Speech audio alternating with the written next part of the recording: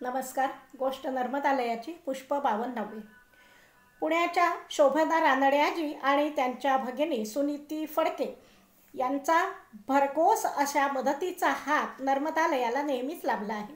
या दोघी बहिणी म्हणजे प्रसन्नता मूर्त रूपात प्रकटली आहे असं मी नेहमी म्हणायचे.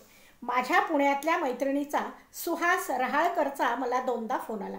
अगं फडके आजी, तुझी आठवण काढत होत्या. तुला त्यांनी लवकरात लवकर भेटायला सांगितलं आहे. मी काळजीने विचारलं, तब्येत कशी आहे त्यांची? ठीक आहे ना? मैत्रीण म्हणाली, तशी ठीक आहे ग. आता वयोमानाप्रमाणे चढ उतार होतच असतात तब्येतीत अधूनमधून, पण चालत्या फिरत्या आहेत. तुला भेटायला ये म्हणून त्यांनी 2-3दा निरोप दिले आहेत. ही घटना जानेवारी 2018च्या तिसऱ्या आठवड्यातली. मला 28 जानेवारी 2018 रोजी पुण्याला एका कार्यक्रमासाठी जायचं होतं. तेव्हा भेटू. आता 8-10 दिवस तर राहिले आहेत असा मी विचार केला. 21 जानेवारीला संध्याकाळी 6 वाजता मी अचानक दिग्विजयला म्हणाले, माझं आज रात्रीच्या पुण्याला जाणाऱ्या गाडीचं आणि उद्या तिथून परतीचं तिकीट बुक कर.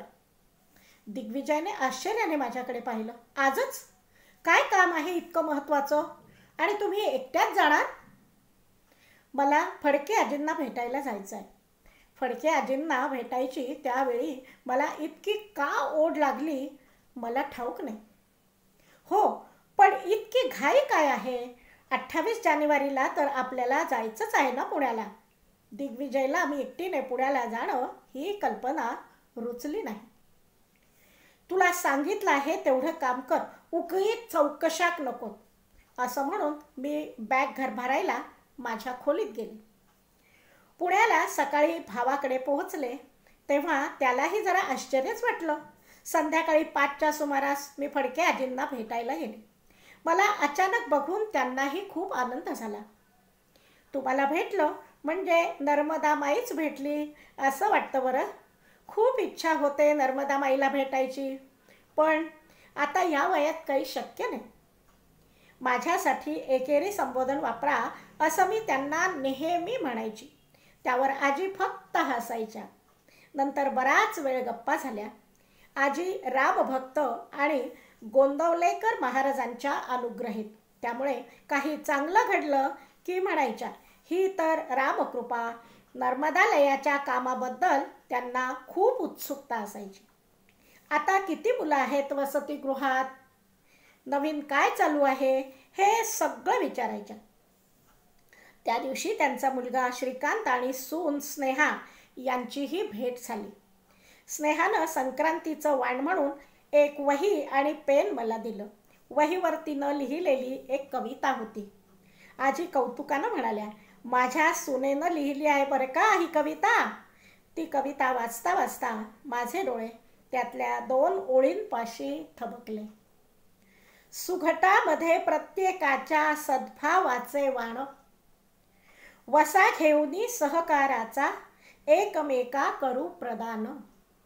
सुघटामध्ये प्रत्येकाच्या सद्भावाचे वाण, वसा घेऊन सहकाराचा एकमेका करू प्रदान. सद्भावाचे हे वाण आजींची सून तिच्या माहेरून तर घेऊन आली असेलच, पण तिच्या या जगा वेगळ्या सासूबाईंच्या सहवासात ते नक्कीच द्विगुणित झाले आहे. चहा, नाश्ता आणि संक्रांतीचा तिळगुळ घेऊन मी जायला उठले तर आजींनी हातात 1,00,000 रुपयाचा चेक ठेवला. बडीशोप हातावर ठेवावी इतक्या सहजतेनं? मला जरा संकोचल्यासारखं झालं. आमच्या ऋणानुबंधाचे हे कुठले रेशीम धागे आहेत? आजी, मी सहज भेटायला आले होते. खरं तर 28 जानेवारीला येणार होते. हो हो, मला माहीत आहे. हे नर्मदालयासाठी आहे.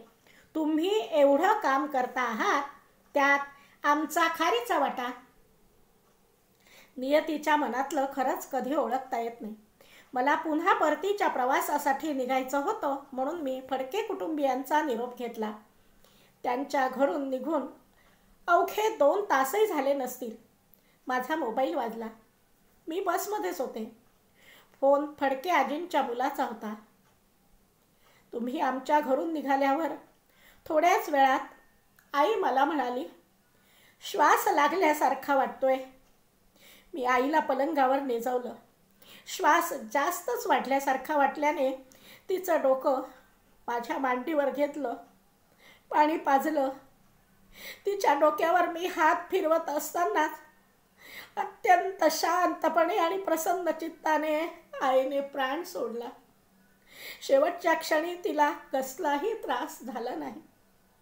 काय बोलावं मला सुचेना. फडके आजी देहाची बंधनं सोडून विश्वव्यापी झाल्या होत्या.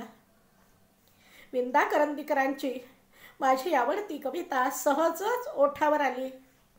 देणाऱ्याने देत जावे, घेणाऱ्याने घेत जावे, घेता घेता एक दिवस देणाऱ्याचे हात घ्यावे.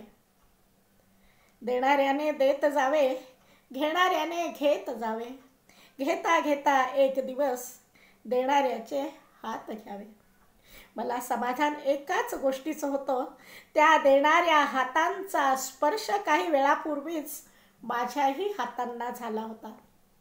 धन्यवाद.